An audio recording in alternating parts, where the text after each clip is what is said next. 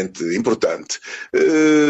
Nós partimos depois para uma necessidade de atualização do nosso programa estratégico, porque a UNITA tem um programa de curto prazo, de médio e de longo prazo.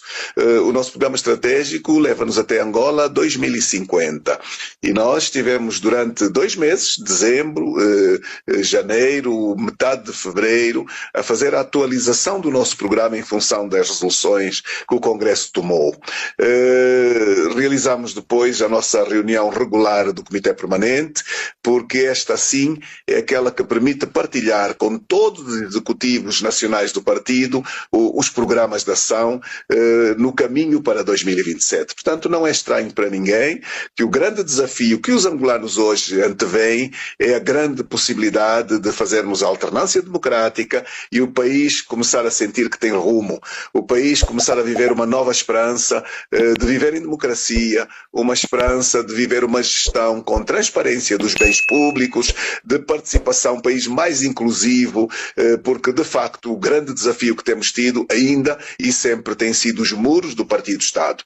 Nós não somos uma democracia, nós continuamos a ter uma governação de partido único que vai mostrando todos os dias que tem medo de fazer as autarquias locais, que tem medo de partilhar o poder com o cidadão, e o país está refém destes medos. Portanto, as eleições são olhadas com uma grande esperança, mas também com alguma apreensão, porque sempre que se fala de eleições, vêm sempre momentos de alguma tensão, de alguma conflitualidade, e isto explica a razão da nossa grande proposta do Pacto de Estabilidade Democrática.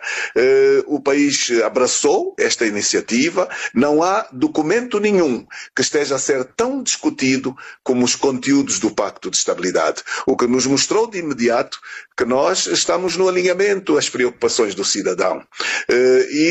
Este é um elemento que muito nos motiva, porque posso até fazer aqui uma partilha, é muito interessante verificar que, inclusive, os grandes conteúdos partilhados pela Sua Santidade nesta última semana que esteve em Angola, os conteúdos foram muito idênticos àqueles que nós temos estado a partilhar no Pacto de Estabilidade. O que nos diz que há um alinhamento grande àquilo que foi também o Congresso da Reconciliação, promovido pela Igreja Católica, que fez um debate muito profundo sobre os desafios que o país tem e aqueles que deve ter para resolver os problemas. Sei que a Igreja está para publicar um livro com os conteúdos, mas nós estamos neste alinhamento. É muito importante o pacto. Pelo meio, tal como disse, nós celebramos o nosso aniversário dos 60 anos da Fundação numa localidade histórica. A UNITA movimentou todo o seu grupo parlamentar, com muitos convidados para o leste do país, e fomos todos visitar, fomos todos fazer a homenagem ao local de fundação da UNITA, a Moangai. Uma área extremamente emblemática, porque foi possível fazer regressar ao local do primeiro congresso da UNITA ainda um conjunto de mais velhos, vivos, ainda em capacidade de nos poder acompanhar, e que tinham ficado 50 anos sem pôr os pés naquela localidade. Foi difícil lá irmos. Angola assume-se como um país democrático, como um país livre, mas na verdade, trazido à realidade, é sempre um problema. Quando nós decidimos que íamos a Moangai, apareceram as ameaças todas. Apareceram as minas no caminho de Moangai. Apareceram uma série de questões, como Vossas Excelências a mim bem acompanharam. Fomos persistentes, com precaução adequada, fomos a Moangai, passamos uma mensagem muito forte da importância que nós damos ao processo histórico, com verdade efetiva pelo meio. Sem dúvida, na UNITA. Há muito tempo, como é conhecimento de Vossas Excelências, que a UNITA entende que ninguém tem a solução exclusiva dos problemas de Angola. E a nossa visão estratégica, já desde as eleições anteriores, foi a formatação de uma ampla frente para a alternância democrática. Percebemos depois que o país nos acompanhou em pleno.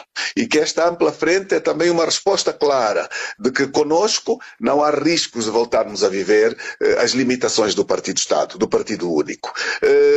O Pacto de Estabilidade tem conteúdos que retiram os medos para o futuro, o medo da transição política, o medo do amanhã, a problemática da caça às bruxas, as garantias que nós precisamos de ter, de que temos condições de ter um processo com estabilidade e não uma circunstância de grande risco pós-eleitoral de termos a instabilidade. Portanto, é um documento partilhado com muita maturidade.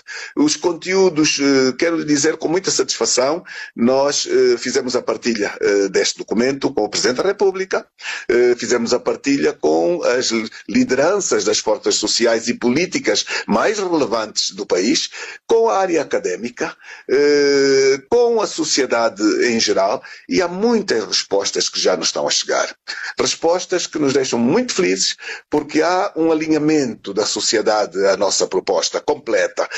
Todos entendem que o Pacto de Estabilidade é fundamental, com exceção, infelizmente, de 2 ou 3 indivíduos sempre alinhados, ou melhor, desalinhados ao interesse coletivo, numa lógica do poder a qualquer preço, numa lógica que nos vem confirmar a necessidade do pacto. O medo da mudança, o medo do amanhã. Então, nós vamos insistir em trazer este debate, onde não estamos preocupados em ser a UNITA a liderar este debate. Este debate, se houvesse, inclusive, uma visão estratégica rápida de quem está no poder, poderia muito bem ser abraçado por quem lá se encontra e influenciar o caminho deste debate. A mim não me faz diferença nenhuma se, por exemplo, a Igreja Católica abraçar efetivamente a liderança desta questão, porque o mais importante são os resultados do que o protagonismo de A ou de B. E, portanto, esta é a nossa posição muito concreta sobre esta realidade e eu estou convencido que nós temos caminho com condições de ter resultados concretos. Eu sou dos que acredita e, portanto, estamos a trabalhar todos os dias nesta. Não estaria a dizer a verdade se assumisse aqui que nós estamos muito satisfeitos com o ambiente político e com a realidade do diagnóstico social que o país tem. Nós não vivemos, infelizmente, um país democrático. Nós estamos a vir há uma semana e meia de uma plenária onde a UNITA levou a debate projetos de lei que nos pudessem trazer uma maior garantia da participação democrática, o direito à oposição democrática. Foi negado. A bancada do partido de regime votou em massa contra este direito. Significa que nós nem teríamos necessidade de trazer um projeto de lei que dê garantias da oposição democrática, porque a própria Constituição já o deveria fazer.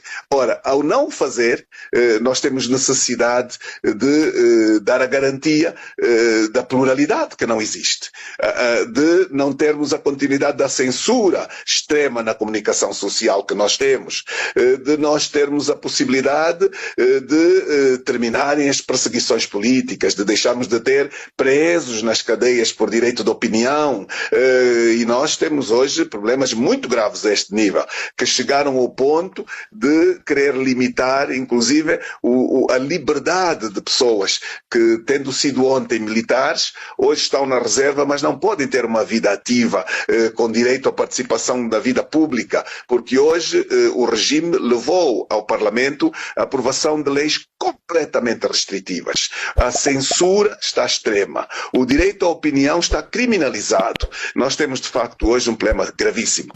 Se falo das questões económicas, é um desastre. Hoje, o Presidente da República de Angola continua a assinar uma série de autorizações financeiras sempre sem concursos. São cerca de 97% de contratos sem concursos públicos. Ora, isto é claramente um incentivo à corrupção. E o país paga caro. Os níveis de pobreza são extremos, os níveis de exclusão também, os problemas problemas económicos num país com tanta potencialidade como Angola não são aceitáveis de se justificar. Nós estamos hoje a assistir a contratos simplificados sem concursos que ultrapassam uns 3, 4 mil milhões de dólares. Ora, veja esta barbaridade. Nós tivemos cheias em Benguela recentemente e a resposta que o governo está a dar a essas cheias, as pessoas que ficaram sem casa, está muito aquém das expectativas. Estou acompanhado de perto, basta uma pequena chuva, as pessoas estão nas tendas, rodeadas de lama, sem condições mínimas de dignidade, porque apesar do Conselho de Ministros ter ido para lá em peso, as pessoas são tratadas sem a dignidade e o respeito que merecem. Em qualquer outro país, isto teria resultado em demissões, em atos de extrema participação de pressão pública e, portanto, o governo angolano tem a obrigação de fazer melhor perante os meios que tem, perante o país extraordinário de recursos que tem, mas que, infelizmente, estamos hoje com o assumir institucional do Partido Estado, onde quem vos fala está a fazer uma entrevista num país vizinho, tranquilamente, entrevista que em Angola eu não posso fazer. Eu sou presidente da UNITA há 6 anos, eu nunca fui entrevistado por nenhum órgão de comunicação social público. Isto deve dizer bem o quanto nós estamos muito distantes do sonho da democracia, da dignidade, do desenvolvimento, da economia de mercado, da inclusão, da oportunidade para todos. Com este governo, há o adiamento de todas estas expectativas. Que nós já o fizemos. A partilha do programa económico, que a UNITA já o fez publicamente, estamos a fazer a publicação daqui a muito pouco tempo, em várias línguas, de que modelos de governação a UNITA vai abraçar, como vamos resolver os problemas do país, quais as nossas propostas sem nenhuma restrição. A formatação da FPU, outra grande e efetiva realidade, que nós temos lá praticamente toda concluída, negociada, e isto vai ocorrer no máximo até setembro deste ano, e reafirmamos a nossa visão estratégica de que sozinho ninguém vai a lado nenhum. Devemos sim ir buscar as sinergias de toda a gente, sempre naquela lógica de governar para todos e não governar com o partido político.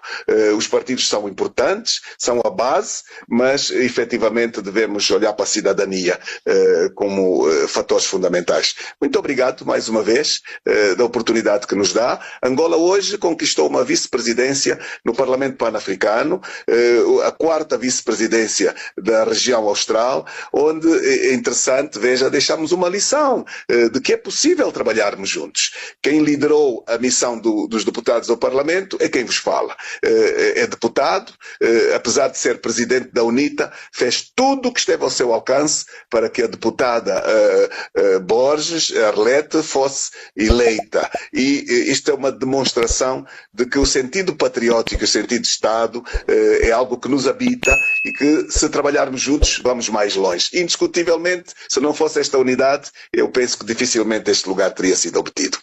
Podemos trabalhar muito melhor no futuro, no interesse de todos. Muito obrigado.